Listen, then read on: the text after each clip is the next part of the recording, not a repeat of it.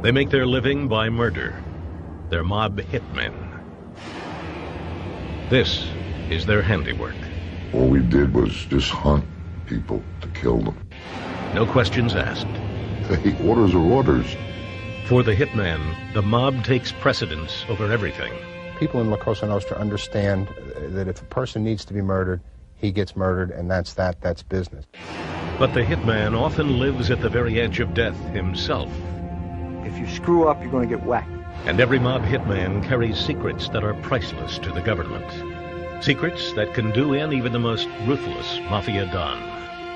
He says, "You're gone." And that's when I decided to turn.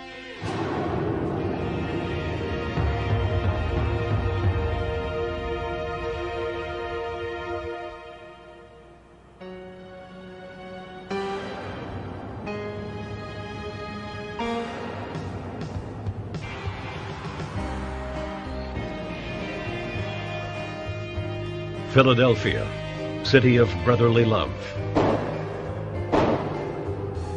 and mob warfare.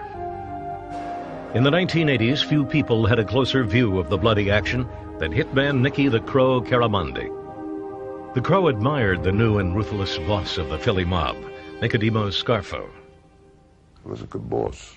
He was a beautiful guy as a person, but when it came to business, it was strictly business. He had to kill certain people when he became boss, and he wanted these guys dead.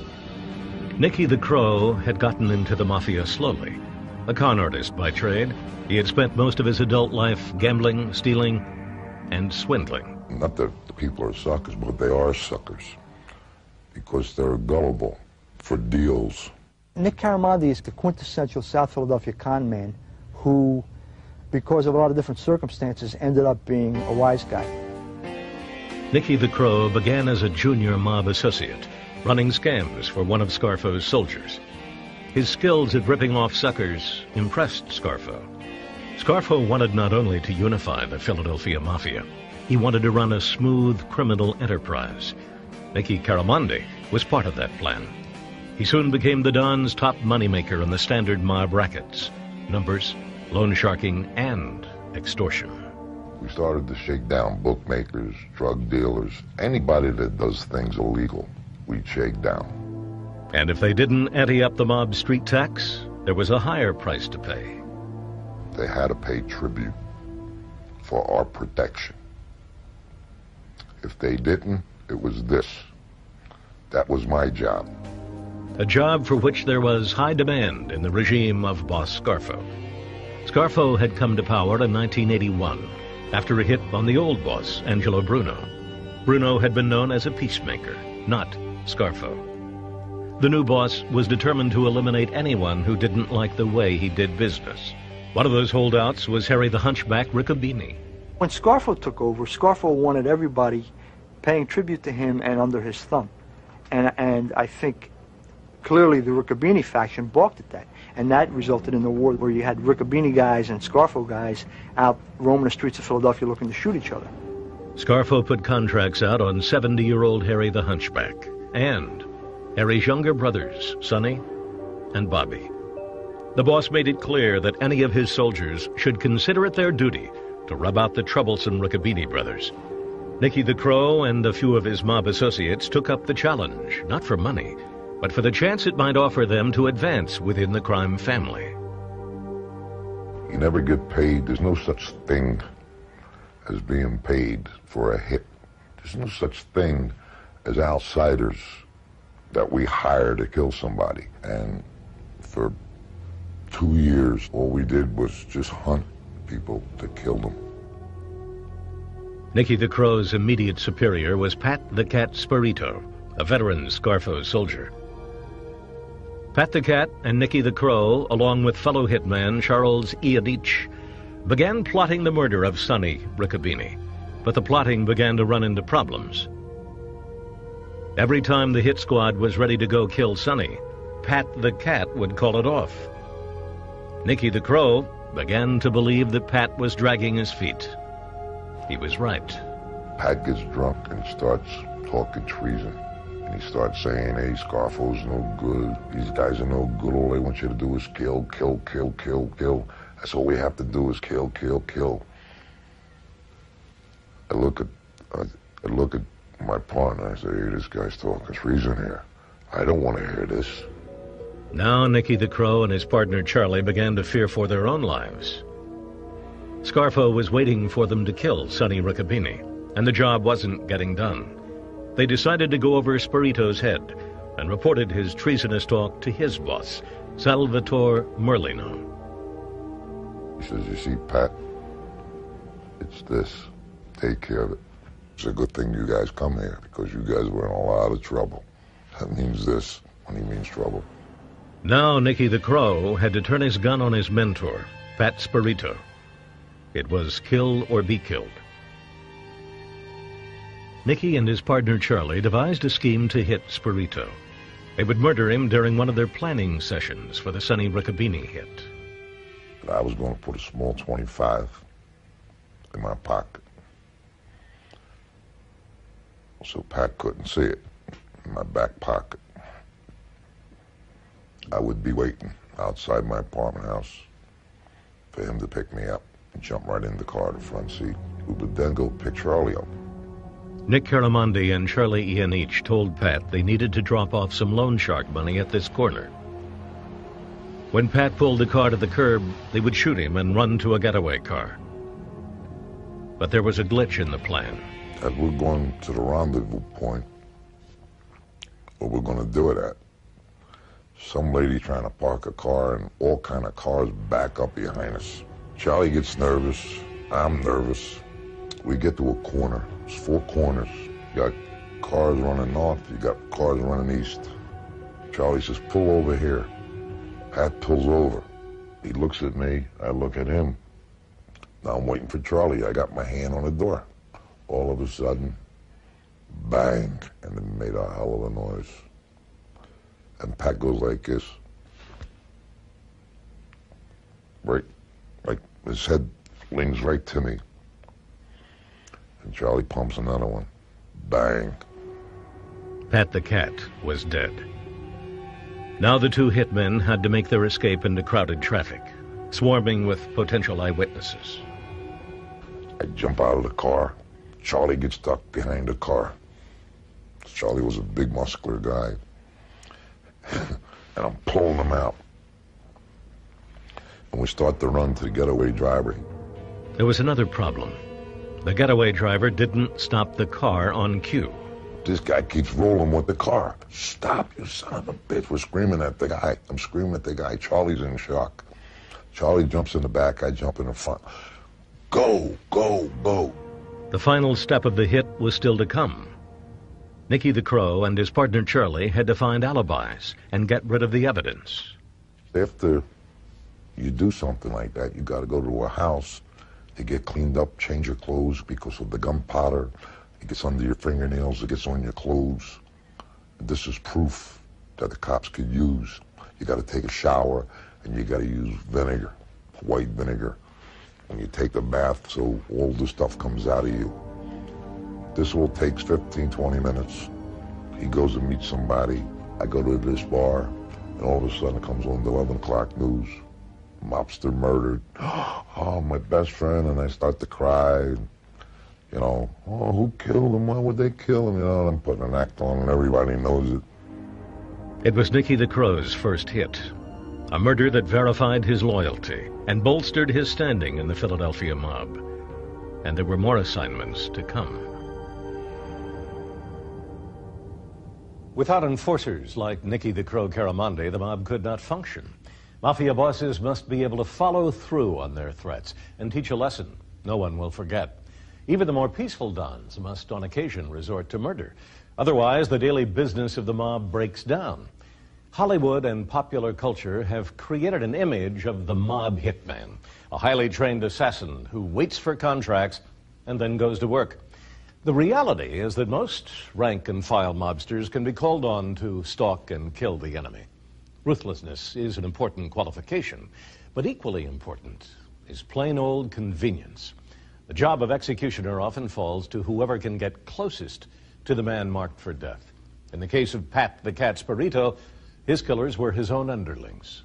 As we will see, The job can also be assigned to the target's best friend, or even his own brother. In 1982, South Philadelphia was on the verge of a gangland war. And the hitmen were out in force. Hitman Nicky the Crow Caramandi was doing battle for his boss, Philly's new godfather, Nicky Scarfo. We had a hit list. There might have been 15 people on our hit list.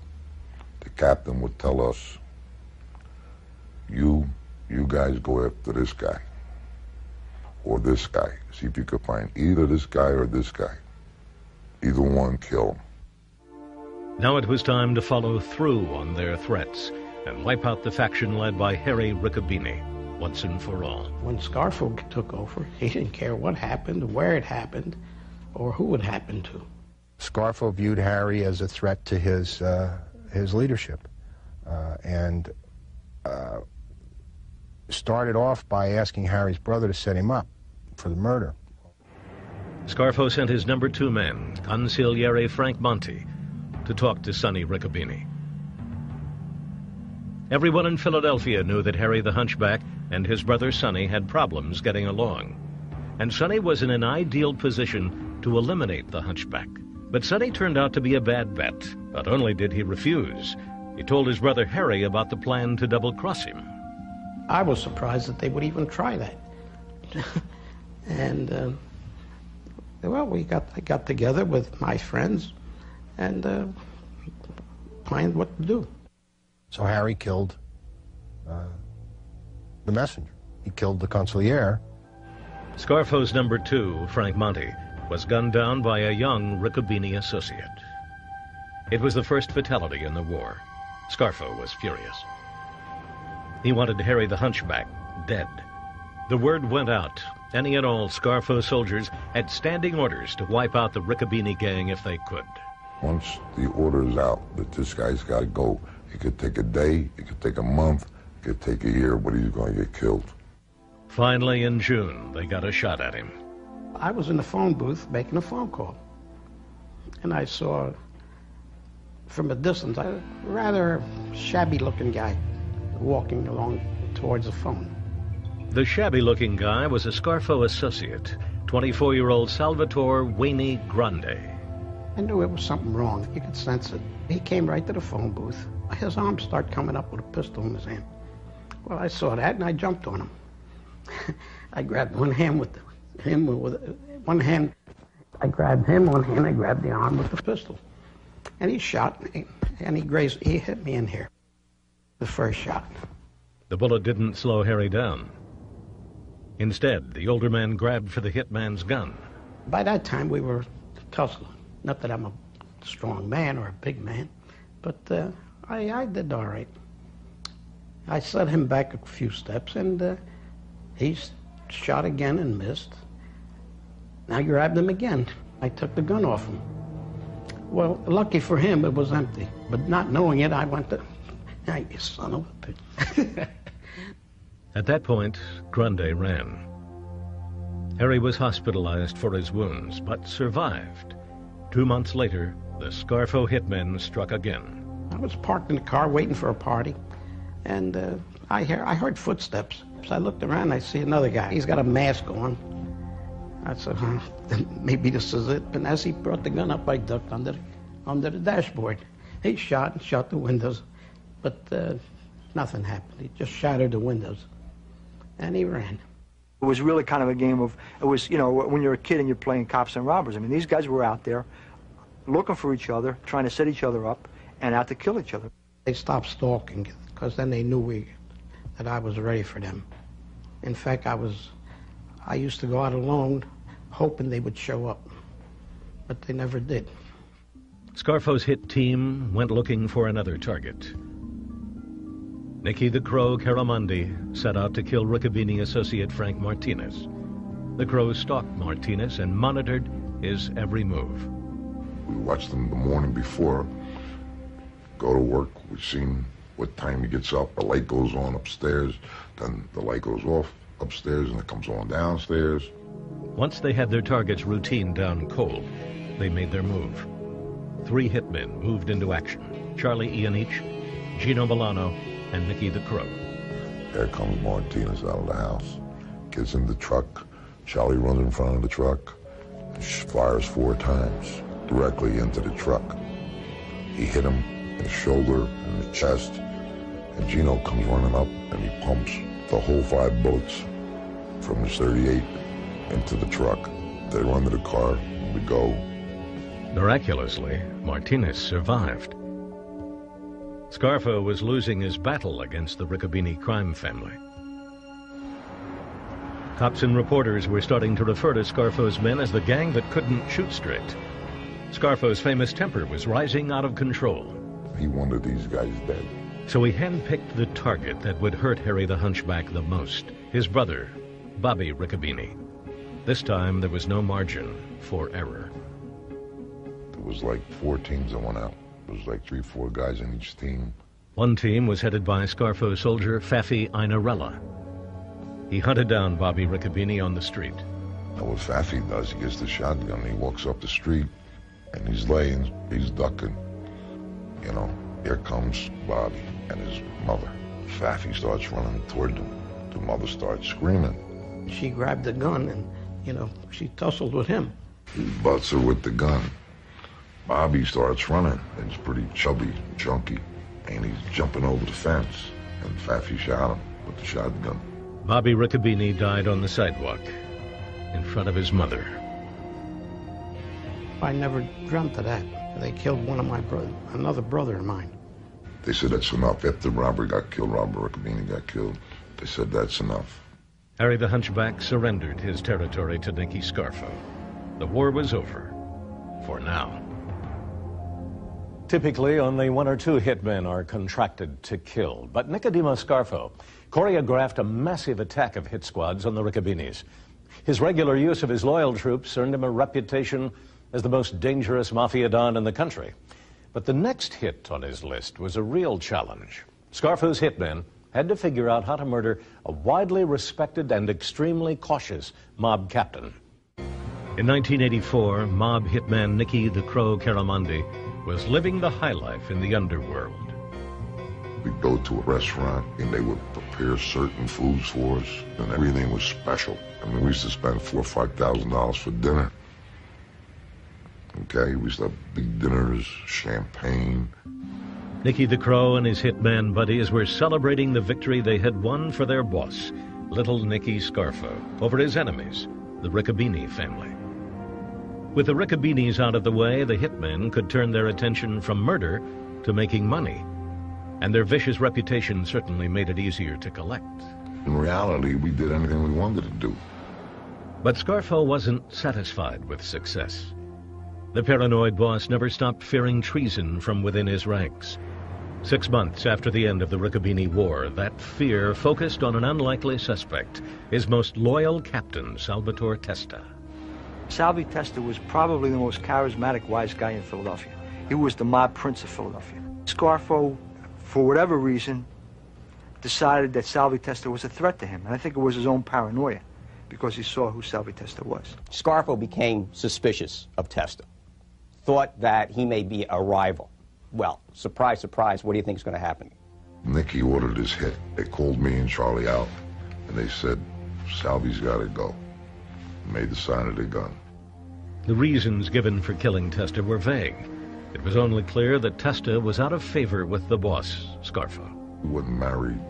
So I'm the boss's daughter, and they start saying he was in the drug business and this and that. Hey, orders are orders. He's not doing the right thing. He's got to go. That's it. But it would not be easy. Salvi Testa was himself an experienced hitman and knew all the moves.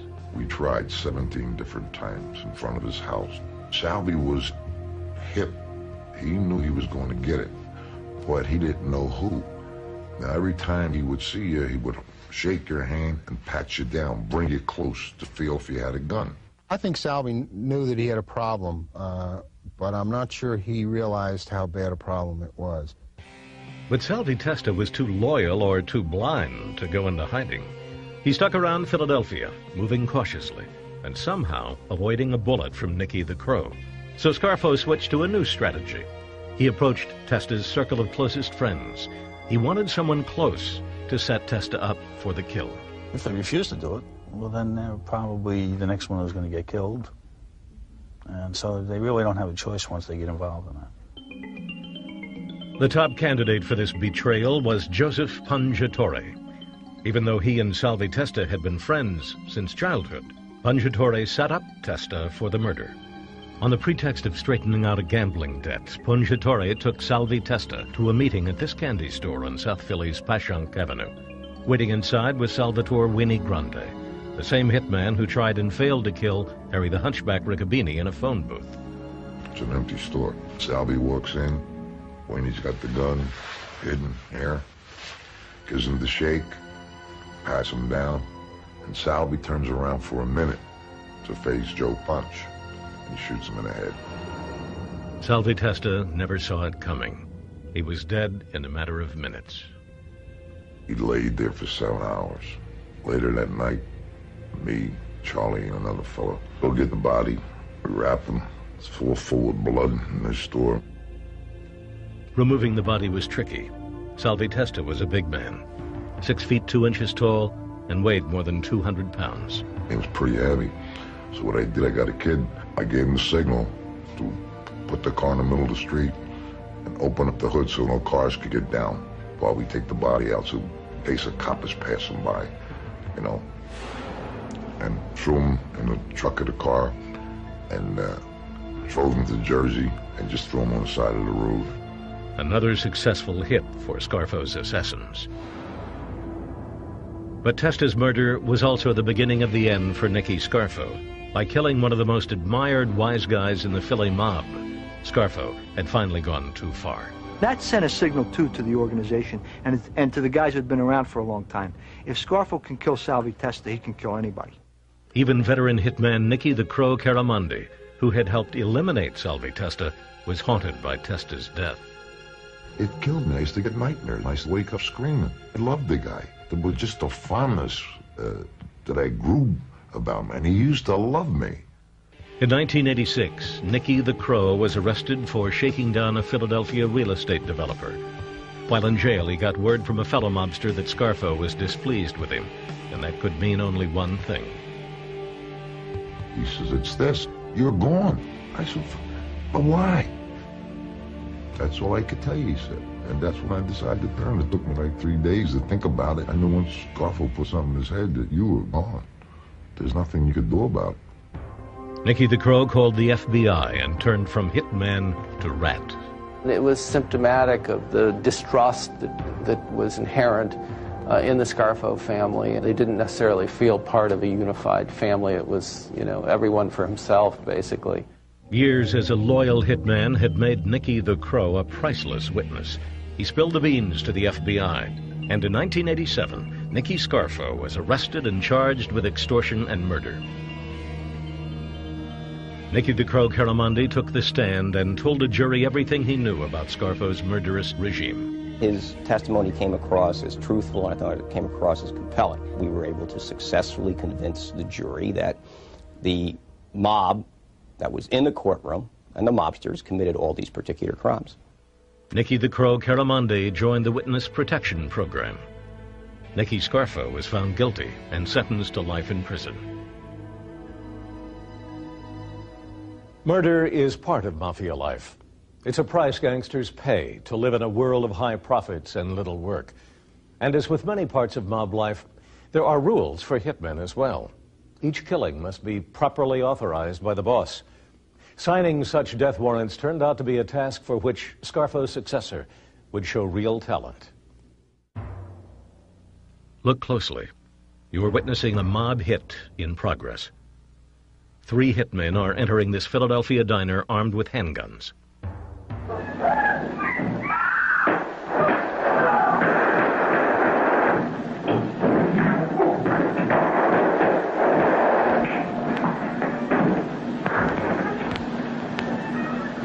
As the gunmen leave, they take one last look at their victim, who lies bleeding on the floor. Then they jump in a waiting car. No one is ever charged, but everyone agrees it was a mob hit. It was 1993. Once again, mob hitmen were armed and headed into battle. A battle over who would fill the power vacuum left when little Nicky Scarfo went to prison. This time, the hitmen would not only kill one another, they would begin to tear down the mob's very structure in Philadelphia. On one side, the forces of mob kingpin John Stanfa, who had the blessing of the New York mob. Lined up against Stanfa, Skinny Joey Merlino, Stanfa's one-time soldier and now his rival. Police believe it was Skinny Joey Merlino who ordered the hit at the diner. The target was Stanfa's second-in-command, Joe Cingolini. Although Cingolini survived, he was crippled. Stanfa demanded revenge. He ordered the murder both of Merlino and of Merlino's number 2 man, who just happened to be Joe Cingolini's brother, Mike.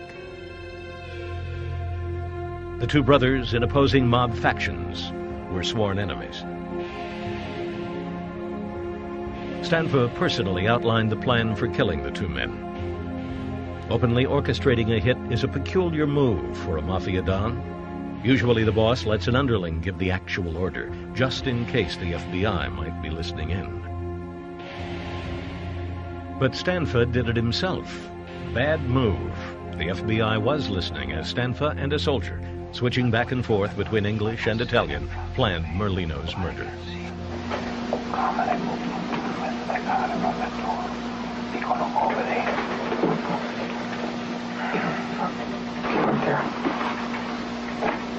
Put it downstairs to manage. Put it in the trunk. Sai che faccio? Figlio vuol dire. Ci fai che all'inizio. Ci mandiamo a moglie. That's it. So, we put in an envelope. Mettiamo stamps. The FBI must warn any potential victim of a murder if it knows of a plot against his life. And agents did alert Skinny Joey Merlino. Merlino ignored the warning. Meanwhile, to carry out the contract against Skinny Joey Merlino, Stanfa chose a young mafia wannabe named John Vesey. John Vesey was a South Philly born and bred neighborhood tough guy, and he wasn't very big, but he was tough. Vesey quickly teamed up with another young would-be mafioso, Philip Coletti. By day, Coletti was a legitimate plumber. By night, a mob hitman. No one in his nearby New Jersey town of Glassboro suspected the double life. A lot of people didn't know. All of our neighbors loved us. We were constantly working on the house, having barbecues. Every kid in the neighborhood was at our house. It was very normal. And then there was the dark side. Now, the interesting thing about Phil Coletti is not only Phil Coletti, but his wife Brenda. Brenda, the former nude go-go dancer, is involved in the plots to kill Merlino and the Merlino associates. It was very unusual. Women aren't supposed to be part of this. They're not supposed to hear things, or if they do, they don't get involved and they just play dumb. But I felt honored. I felt privileged. I enjoyed it. I had a burning desire to be part of it, that thrill and that danger. The Coletti home was used as a think tank for the hits. They would come over. I'd be cooking my macaronis and pouring the wine, and we would just be sitting there eating and drinking and plotting these things. The question was how to kill Merlino and his number 2 man. One of the schemes even included Brenda herself. The plan was for Brenda, armed with poison in an eyedropper, to visit Merlino's favorite hangout. I was like, I thought about it. I was going to get all dressed up, really sharp, try and look all young and sexy. Ha ha ha. Go down there and shoot some cyanide into their drinks. I had more balls than half the guys that was working for John Stanfa. But the cyanide plot was vetoed. Instead, the hit team decided to build a bomb. They called their bomb the Egg. Lucky for Merlino, the egg was a dud. The hit team placed it under Merlino's car, and nothing happened. It's in a box under the car. It won't go off. The car pulls out. It's dragging the box with the bomb underneath it. So in August 1993, Philip Coletti and John Vesey decided to use the time-honored mafia method, plain old bullets. As Skinny Joey Merlino and his second-in-command walked out of their favorite hangout at 6th and Catherine, Coletti and Vesey opened fire. Michael Cingolini died on the spot. And they wounded Joey Merlino, shot him in the butt, and then they took off. Merlino survived. The hitmen ran for cover at Coletti's mother's house. Then Brenda helped them destroy the rented getaway car so that it could not be traced. We drove a few blocks away, and they took the car. It was a brand new Taurus, and they torched it. Brenda reported the car stolen. As far as the hitmen were concerned, their message had been delivered. Don't mess with John Stanfa. But instead, the attempt on Merlino's life set off a chaotic, all-out mafia war. Stanfa's hitmen, expecting a retribution hit from the Merlino camp, planned their strategy. Like a football team, they studied a videotape of the other side. One of Stanfa's bodyguards got a videotape of Mike Cingolini's funeral from a Philadelphia TV station. Skinny Joey Merlino struck first. A month after he was wounded, Merlino supposedly ignored the rule against involving family members in mob violence and allegedly ordered John Stanfa's son murdered. 23-year-old Joe Stanfa was shot in the head while caught in traffic on a Philadelphia highway. He survived, but it sent his father reeling. Not surprisingly, Stanfa demanded retribution. The old man was very upset, and his son just got shot in the head. And he was very distraught, and he said to Philip, I want you to go out and kill this guy and kill his son. So John Vesey went out and murdered a member of the Merlino faction, Frankie Baldino. To the police, it was just one more corpse in the ongoing gangland war.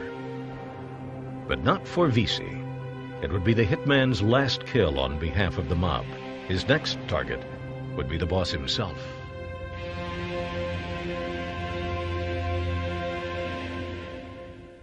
Mob hitmen can be dangerous in more ways than one. They are the keepers of valuable mafia secrets, the kind of secrets prosecutors will pay for, when and how a murder was carried out, and who gave the order to do it. But in switching allegiance, of course, the hunter then himself becomes the hunted. For a mob hitman, John Vesey was sitting pretty in 1993. He had killed two mafia rivals for his boss, tough Sicilian-born John Stanfa. He was a killer on his way to the top. And then something unusual happened to John Vesey. He had a change of heart. It was Vesey's own brother Billy who began to persuade John that he had chosen the wrong path in life. So John Vesey, at his brother's urging, went to the FBI and began negotiations to become a government witness against his boss, John Stanfa. Stanfa realized Vesey was going to turn. He ordered the hitman killed. We knew that they were going to kill John John, you know. We knew they were going to kill John John before Christmas of '93. Because he was opening his mouth and he was just shooting his mouth off. John John doesn't always use his head. He's just very wild. He's a little nuts, but he's a good guy. Two of Stanfa's thugs called Vesey to a meeting above this butcher shop, saying they were going to train him to run Stanfa's gambling operation. While one guy's going over some paperwork and Vesey's sitting there, the other guy goes to the bathroom, just like in The Godfather, gets the gun that was hidden in the bathroom, comes out, and walks up behind Vesey and says, "Bye-bye, John." The hitman put the gun right to Vesey's head. Vesey would later testify in court about what happened next. He said, "Bye, John, John, pow, pow, pow." Shot me in my head several times, I don't know every time. With my friends, I didn't think they would shoot. I stood turn around and said, "What the f*** you doing?" I was real, like, you know, stunned, ready to get shot in the head. Vesey was still standing despite two .22 caliber bullets in his skull. He managed to fight off his assassin. Kept telling me you're dead, so I ain't thinking you. Vesey escaped from the death trap and ran straight to the FBI. Now it was time for his partners, Philip and Brenda Coletti, to get nervous. We knew if they were going to take out John John, they were going to take out us. Philip is very streetwise. He knew what was going on better than I did. And especially after they tried to kill John John, he knew it.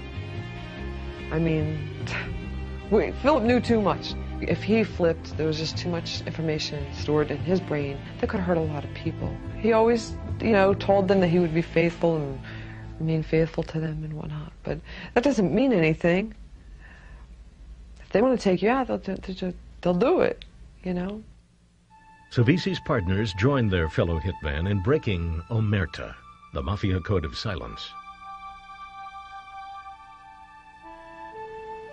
John Visi and Philip and Brenda Coletti all became witnesses for the government.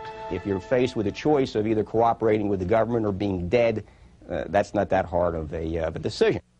You have to leave everything behind, and you cut your ties, and you lose so much, you sacrifice so much. But, you know, it's something that we wanted to do. We were wrong, now we have to pay for our mistakes. In the fall of 1995, Philadelphia's godfather John Stanfa went on trial for murder. But before the Colettis and John Visi even testified, Stanfa got revenge the only way he knew how. Hitmen went after Visi's brother Billy, who had convinced him to turn away from crime. He comes out of his house, he gets into his vehicle, and he drives down to the end of the street. And at that time, he's approached, numerous shots are fired, and his car actually travels across Oregon Avenue and runs into a house and stops. So it's early morning at South Philadelphia, and, you know, they just come out and they opened up on him. The brother of John Visi was killed on a street corner in South Philadelphia on the day Visi was to take the stand. Everyone perceived that as a warning to Visi. I mean, Visi went ahead and testified anyway, but what it said was, you know, you want to hurt us, everybody's at risk. What was that you were trying to do? Trying to kill Joseph Molina.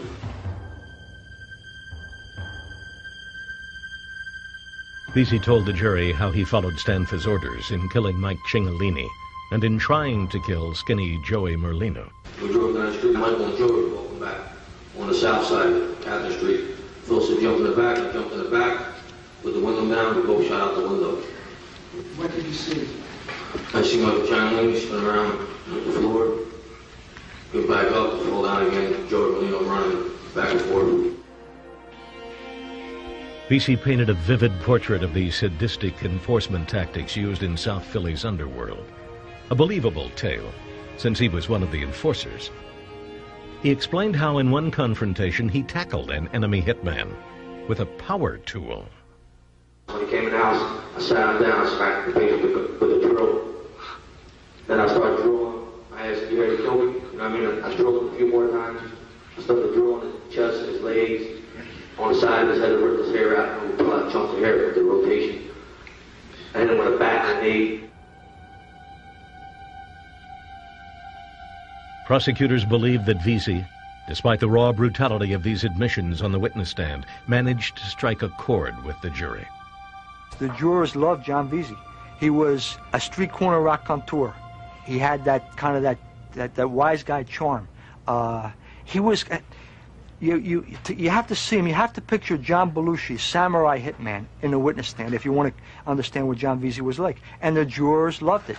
And he was self-effacing, and he was straightforward, and he didn't coat who he was or what he did, and he just laid it all out there. Visi's partner, Philip Coletti, told the jury about his efforts to kill Merlino with a bomb on Stanfa's orders. Most of the time we would put under his car. We always parked in the same place. And a couple of times there's a little brick wall over here. And we put in trash in front of the brick wall. So, you know, he would walk by and get a better view. And who actually pressed the button? I pressed the button. Coletti and Visi were persuasive witnesses. The jury believed that John Stanfa had given these orders to his hitmen. The verdict was guilty. And there were more guilty verdicts to come. So far, we've convicted 11 made members of La Cosa Nostra, including the boss, consigliere, capo, and members of the Philadelphia family of La Cosa Nostra in this prosecution, and it's been highly successful. Yeah, well, we've got a bunch of them in jail. There's a bunch of them dead. Some of them are disabled. It's just not a good line of work. John Stanfa was sent to prison for life. He was blamed for 2 murders after his hitmen turned on him. Nicky Scarfo, also a sentence of life without parole. 15 mobsters died during Scarfo's tenure, as head of the Philadelphia Mafia.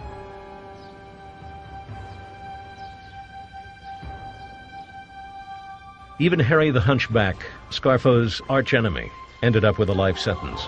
The Hunchback was betrayed by one of his hitmen and was convicted of murder. He was afraid he was going to get convicted and get 12 years, which he might have and he might not have. So he settled to become a witness. Had he come back and talked to me or discussed things, I didn't care why he did it. He did it because he didn't want to go to jail. I don't believe in sour grapes. The mob wars in Philadelphia took a gruesome toll. Between 1980 and 1995, the FBI estimates that out of 50 full members, or made guys, at the top of the Philly mob, 29 were murdered, all in the name of La Cosa Nostra, Italian for this thing of ours. This thing of ours comes first, comes before your family, comes before your kids, comes before your mother, comes before anything. If you gotta kill your own brother, that's what you gotta do. Because this thing is first. When you take your vows, this comes first. Nick the Crow Caramandi confessed to participating in 3 murders, a requirement of his deal with the feds. I was afraid of the judge. If this guy hears about murder, he ain't gonna let me go. And he gave me to work more time than anybody got. I got the most time out of everybody. He wanted to give me 50. He didn't even want to let me go. He wanted to give me 50 years. He said, if I can give you 100 years, I'll give you 100 years. But in the end, all the Crow had to serve for his 3 murders was 13 months in prison. When his time was done, Caramandi entered the Federal Witness Relocation Program. He took up a new identity and began a new life. But his old hitman caution prevailed. Caramandi didn't trust the U.S. Marshals to protect him, so he dropped out of the program, deciding to spend his life on the run. Awful. How do I feel? Awful. You gotta live with, with one eye behind your head. You gotta watch yourself. You gotta be careful. I don't think he's particularly happy where he is. And if you talk to guys on the corner now, they say, well, good, because he's a rat and he deserves anything bad that befalls him. Brenda and Philip Coletti also entered the Witness Relocation Program. But Brenda was thrown out by the Marshal Service after she appeared on a television program. Now Brenda is on the run. I feel like a walking target. They don't take too kindly to rats walking around right under your nose. That's like a slap in the face to them. I've heard, people on the street telling me, for me, they probably would get a big thrill out of torturing me first because, like I said, I'm in this area. They don't appreciate a rat right under their nose. It's a major insult. That is a slap in the face.